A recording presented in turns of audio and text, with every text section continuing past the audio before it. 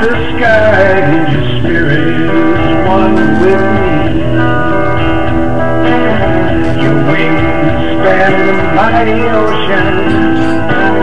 Your eyes see everything.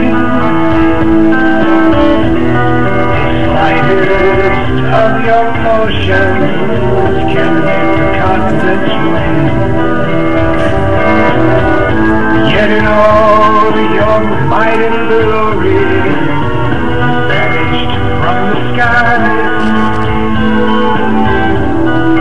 leaving just another story, mysteries of man-made lies. They tell of how you fell from the sky. Good morning, ladies and gentlemen. Welcome to another edition of the Free American Hour. I'm your host, Clay Douglas. My guest today would be Bruce Curtis, and possibly his wife Marianne will join us. They have websites, and that's linked up on the Free American page, livingwaterusa.com, livingfoodusa.com. And before I bring Bruce up, I just want to tell you, yesterday and today, yesterday I attended the memorial for Christina Taylor Greene. That's a little girl born on 9/11 that was killed by the idiot on my website, the Jewish MK Ultra killer, 3 names. And the reason I was there, along with 200 other bikers, you know, clubs, a few club members, but 200 bikers. No, this was not a biker event. The purpose of gathering here today, they passed out a little brochure, is to provide light and love to the families and friends of the victims. This event will be peaceful and silent to demonstrate respect for the family. There are candles available in several locations. We ask that you line Shannon Road from Overton to McGee to provide those who grieve with a path of love and community support.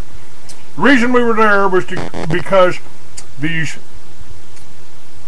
jerk-off Christians from Topeka, Kansas, Westboro Church, and I use the term very loosely, wanted to stay there, wanted to come there and protest because they said this Jewish killer, who they tried to portray as a skinhead, who they tried to say was a right-wing extremist, who tried to say, oh, he listens to Rush Limbaugh and Clay Douglas, you know, things like that, to try to demonize the Tea Parties and the resistance to the whole New World Order crowd. They tried to point the finger at us when it was one of their own that did the shooting. And the support groups, the 200 motorcyclists, the motorcycles lined the street for a mile on either direction of the funeral home, and Westboro Baptist Church didn't show up. Bruce Curtis. Hello, Bruce. How are you? Hey, good morning, Clay. It's good to be back with you. Nice to have you here, sir. Yeah, that's a great tragedy you dealt with down there, and our mutual friend Mike Considine told me that he was appalled at the celebration that was carried on by the high-flying, partying Democrats and Republicans that came together around the president. And I see no reason to celebrate what appeared to be a false flag event, and possibly a spark that they've been continuing to try to ignite social unrest so they can bring in a deeper form of martial law. That's right.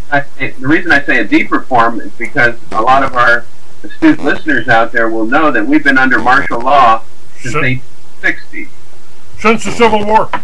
That's right. Yes. So, you know, let's not kid ourselves. You know, the reason why we're having such trouble is because we are under martial law. However, it's one thing to have admiralty courts and have a pain in your neck and deal with a lot of satanic judges and false Jews, Khazarian Jews, but it's another thing to be under full-scale, round them up, hurt them up, bring them in rawhide. Okay, let me see here.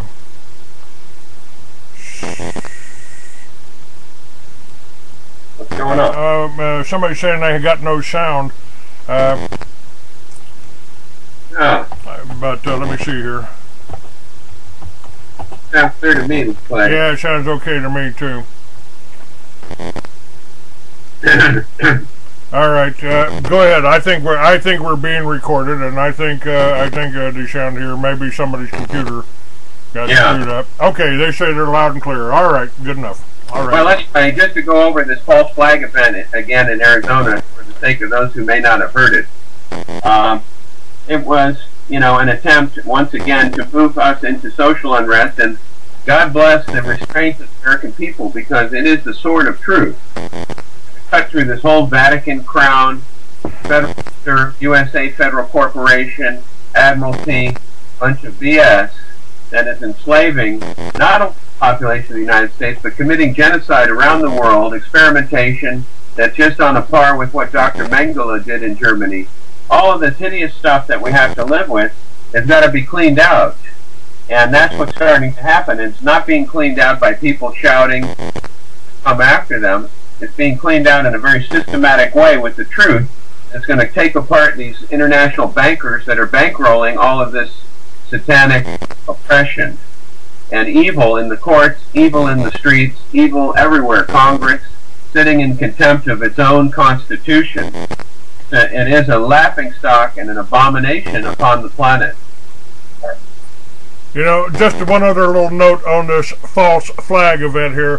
This was a direct assassination. I am tending to believe that Gabriel Giffords was simply sacrificed by this Jewish bankster Nets. I think the judge was the real target there. He was called. He was called to come there. He was asked to come there. He showed up, and he's the first one they shot. The guy shot.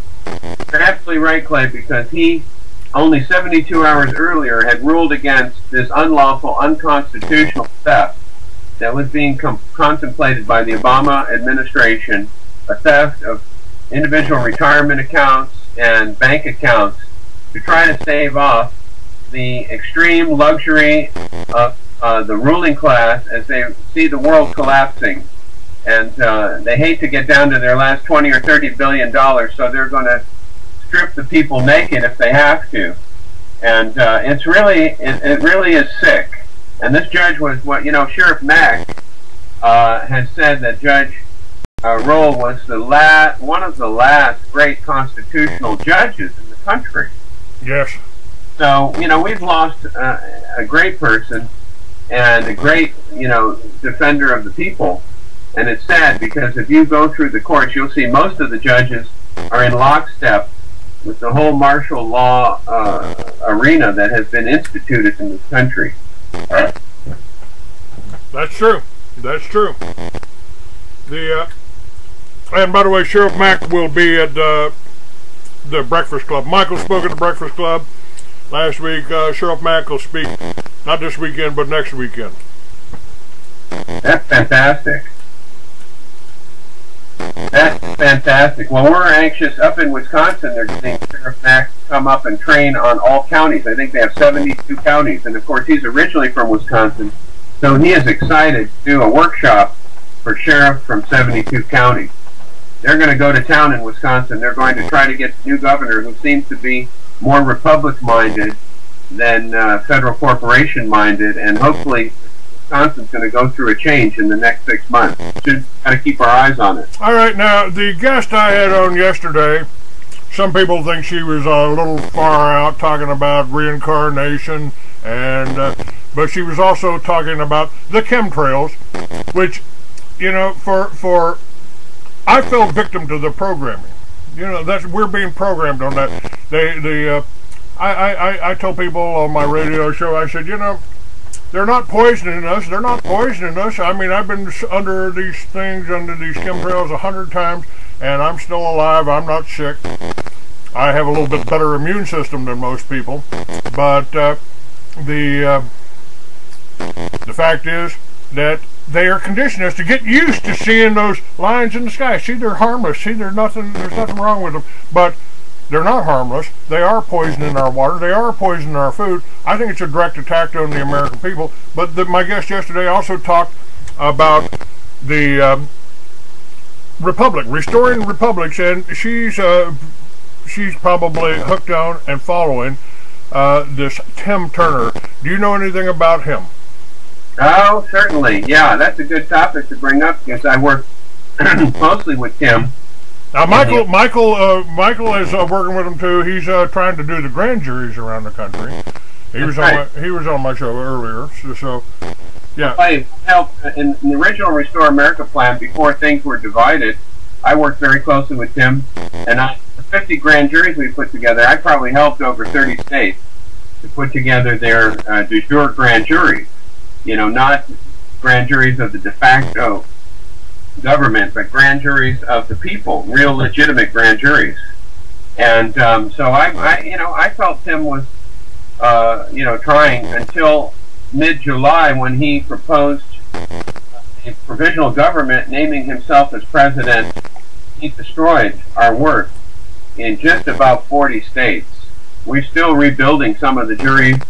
And, this was a total destruction of the work, and many people speculate. I don't want to engage in speculation. Some people say he's a FEMA agent, say he's CIA, and some people say he's on a black ops, psyops operation to herd people up and round them up. To get the names of all the people here, sign up, join our little club here, and when we finally get a race war or a war started with Iran or China or North Korea, when we get the war started, then we'll know where to come and get you patriots. Yeah, and it's already happening. I heard from my friends in the New Hampshire grand jury that people were arrested last weekend in Massachusetts. So, and they were Tim Turner people. So, they didn't pay Halliburton $350 million to refurbish all of these concentration camps. Oh, I'm sorry. Let me be politically correct. They're just detention centers. Yeah. We didn't pay them $350 million to build something that we're not planning on using. These are relocation camps for the disadvantaged, right? I mean, like the one in Austin that's got defenses around the playground. Yeah. Yeah. Okay. Concertina wire to protect the children. Right. I mean, let's get real. You know, the whole. If they were there to protect the children, wouldn't they be pointed out instead of in? That's right. That's right. Yeah, we actually have the equivalent of SS concentration camps built by the successive generations and the same group, what we begin to call the Fourth Reich. And, I am not terribly, I don't want to get into too much conspiratorial talk. And, I don't like to label people or generalize. But Daniel's vision showed 4 kingdoms. And so it's very interesting that from a biblical standpoint, speaking about a Fourth Reich or a Fourth Kingdom is not exactly, talking out of school or out of turn. It has some substance and some foundation. And when you look at the lineage of people who came over and the Operation Paperclip, where the government of the United States, the federal corporation, brought over. You mean like the Bushes or Schiffs, whatever? I believe that was their name when Prescott Bush was working with Mengele and Hitler. Exactly. Yeah. And they brought over 300 top scientists and over 3,000 Nazi patents, including patents on eugenics, birth control, high-flying, lighter-than-air ships. I mean, the Nazis had... I talked to a commander of NATO who told me they had ships that could fly at 80,000 feet. And he saw ships moving at extreme high speed, Mach 2, Mach 3, Mach 4, back in the 40s. Yeah, the Germans and the whole New World Order crowd, whether it was the communists, whether it was the banksters, the corporations funded by the banksters or Nassau. I got a book right here by Gregory Douglas called Gestapo Chief, the 1948 interrogation of Heinrich Müller. He was a chief of the SS, and they made him an American general. Yeah. Yep, there you have it. You know, so what we're looking at is the whole demonic government, just like Paul mentioned in some of his epistles. He said, look, we're not fighting, you know, flesh and blood. We're battling against powers and principalities, spiritual forces. And what happens is these spiritual forces are forced by their own negativity to incarnate into their own mess. And they have, so some of the people that you see and think, oh, that's another man. Yes, it's a man, but it's a man, you know, possessed by a really negative spirit or negative soul, a demonic or terroristic intelligence. So some of these people, you know, people talk about the lizard or the reptilian, and yes, I mean, there are different blood types, there are slightly different DNA strands, but basically incarnating into the human appearance as a very demonic force. So what's played out upstairs is played out downstairs. What's played out above is played out below. So the dialectic, the struggle, the battle, the war of the sons of light against the sons of darkness is raging right now. And they're not going down without a fight. Even though they've been struck and they've been hit hard, and now the faucet is being turned off thanks to patriots like V.K. Durham, our dear friend Vina Catherine Durham, who has been battling these guys for 30 years. And how has she been battling? She's been battling from a computer, digging. It's been battling by protecting, by talking to intelligence agents and protecting the trust. You're talking about a lady that's been listening to me and subscribing to me for about 20 years. Yeah. I just call her Grandma, V.K. Durham. Call her Grandma, but I'll tell you something. She has fought harder than these doggone chicken joint chiefs who don't stand up against the dark forces in our midst. And her husband was involved in this. He worked with the government. They murdered him, and they've been trying to starve her out the same way they've been trying to starve me out for the last 20 years. Yeah, they have. She and I both need dental work, and we don't have money to go to a dentist because these bastards, these banksters, have kept us down. They've crushed any business that I tried to start. You know, if I sold a company to a corporation with 200 stockholders, every stockholder was contacted and told what a right-wing, radical, racist, anti-Semite I am. Just queer the deal. The good people are put down, and the wicked prosper. And this was always a dilemma for people who didn't understand some of the books, like the difficult books in the Old Testament, like Ecclesiastes.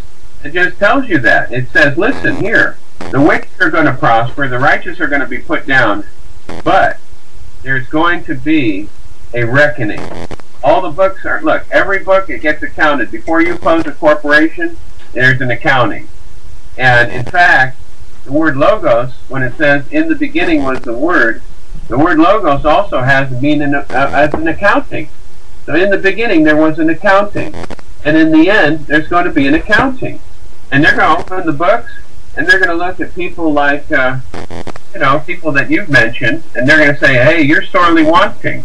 And, your name has been smudged out of this book of life. So you're going to go out and sit in the coldness and the darkness of space without a body, and you're going to contemplate your wicked misdeeds for a few eons until you've cried so much and your teeth are so ground down that we have to send you another pair of teeth. But that's the way it's going to be, Clay, because this stuff is coming to a finish. You know, I've been doing this, Bruce, for 20 years, and of course when I started this, oh, he's the militia. He started a militia. Oh, he's anti-government. Oh, he's a tax protester. All the names that you can think of. Nothing true. Nothing true. But I take that back. I can't go back and sue Southern Poverty Law because I did help start the militias. I did help train the people. I trained my own children. They outshot everybody at the gun range when they were teenagers. But the trend, what's happening now I mean, with these stories coming out, with the internet is a lot more powerful now than it was when I started a hard copy magazine 20 years ago. But they are controlling that too, folks. If you go into, you want to try it, take your portable, go into a library and type in freeamerican.com, see what happens. You won't get it. It's blocked. We should be reaching 1 million people today. But it won't happen. And I don't know quite why it's not happening. I don't know how they're doing it. I talked with the Americans for Legal Immigration, ALAPAC, and they said Google had blocked them somehow. Have you heard about any of this? Blocking the internet? Definitely. It's happening. They've already blocked something like 76 major websites, and just testing what they can do.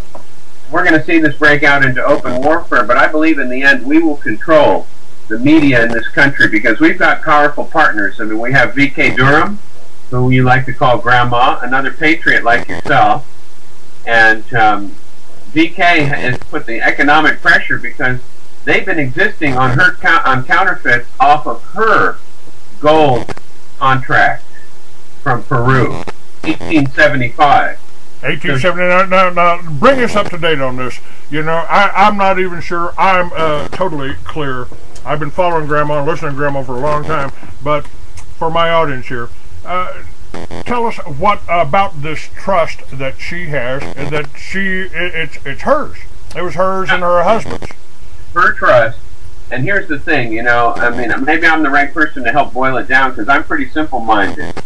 So I'm just going to try to boil it down into an easy flow of events going back to the Civil War.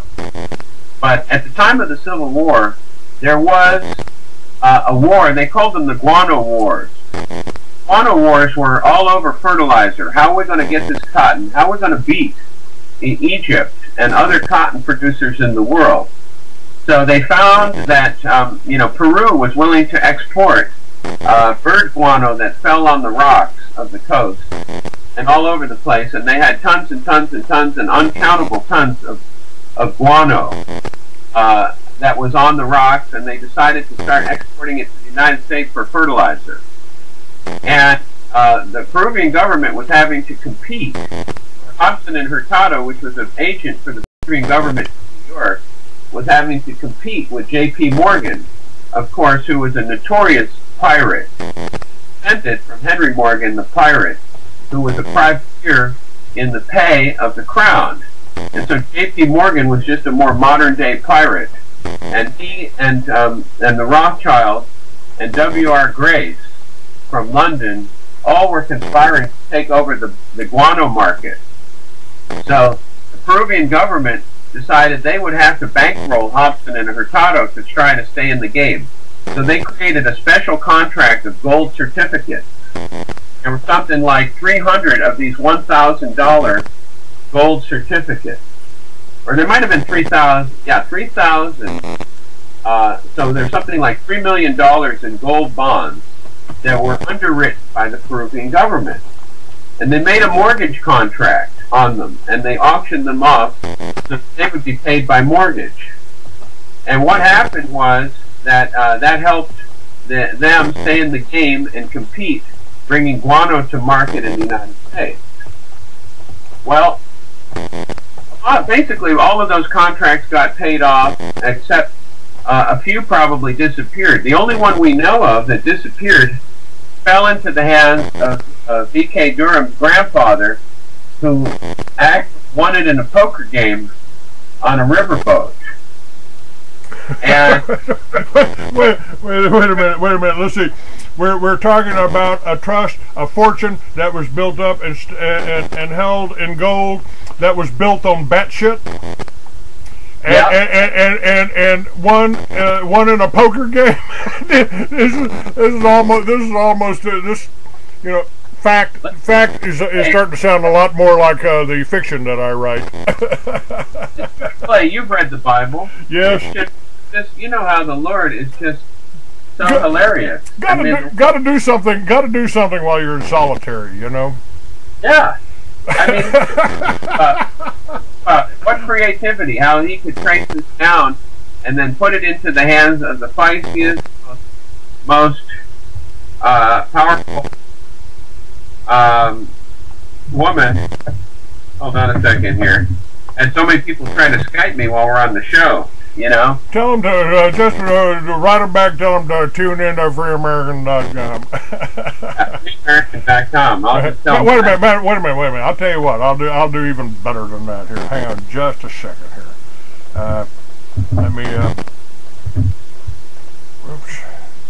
Let me pull this up, and I'll give you the. Yeah. Okay. I will type. There you go. I thought it was the Free American. It's freeamerican.com. Freeamerican.com, and if you look on your Skype, there is the URL for today's show. Now listen, Clay. I don't want to leave your listeners hanging on a poker game. Go ahead. We're at the poker game. Go right ahead. Yeah. So, I mean, when you think about it, how this has been conserved, because who are the beneficiaries of the trust? We, the people. And why is that? Because one day VK was going through articles of the family heritage, and in the family Bible, she found this gold certificate, an original. And so she started doing her investigation on all of this. She even took the certificate to the Peruvian embassy in Los Angeles in 1989, and they recertified it. They said, yes, sirree, that's legitimate.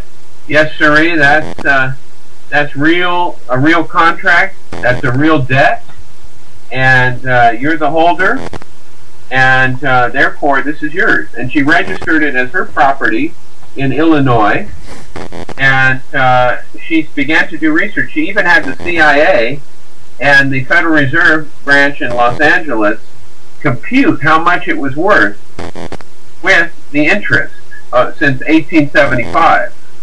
Okay? How much was it worth after all those years? And guess what? $206 quadrillion. Is that enough to buy back the bankruptcy of the United States? Well, it only takes about 500 million or 1 billion to buy back the Federal Reserve and wipe out a $10-12 trillion debt, and that's only the tip of the iceberg. Oh yeah. So yeah. But anyway, so over the years, she kept doing research into the whole banking scams and the demise of our government under corporate control. And she did years and years of research, which you can go read, and everybody should read it on the antichamber.net. THE, chamber.net. And that's her website. And there's 10 or 20 years of research up there, articles she's written, links to other research, other intel agencies that have brought information out.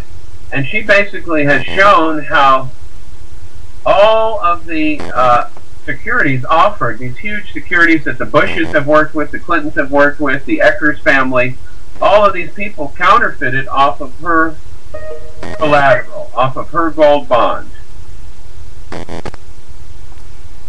right. So it's so he's been announcing this fraud and this scam, and now it's starting to come down. So she, we obviously the powers of light work through many channels, but she's been a principal channel for the forces to bring out the truth that can crush the deceit, the deception, the fraud, the economic terrorism. We've been under daily warfare since 1860 when the Rothschilds regained control. And remember what Lincoln said, right? Somebody asked him, don't you get tired of all these bankers around? And he said, I'm not worried about the bankers. What really scares me is all the Jesuits in Washington, D.C. So, Lincoln knew who the power was behind the throne. And who is the power behind the throne of England, for example? It is the Rothschild and the Jesuit creation, which is the Inns at Temple Court. And that is the BAR, the British Accreditation Registry. And what a lot of people don't know is in 1819, after the War of 1812, the original 13th Amendment was ratified, later covered up in 1860.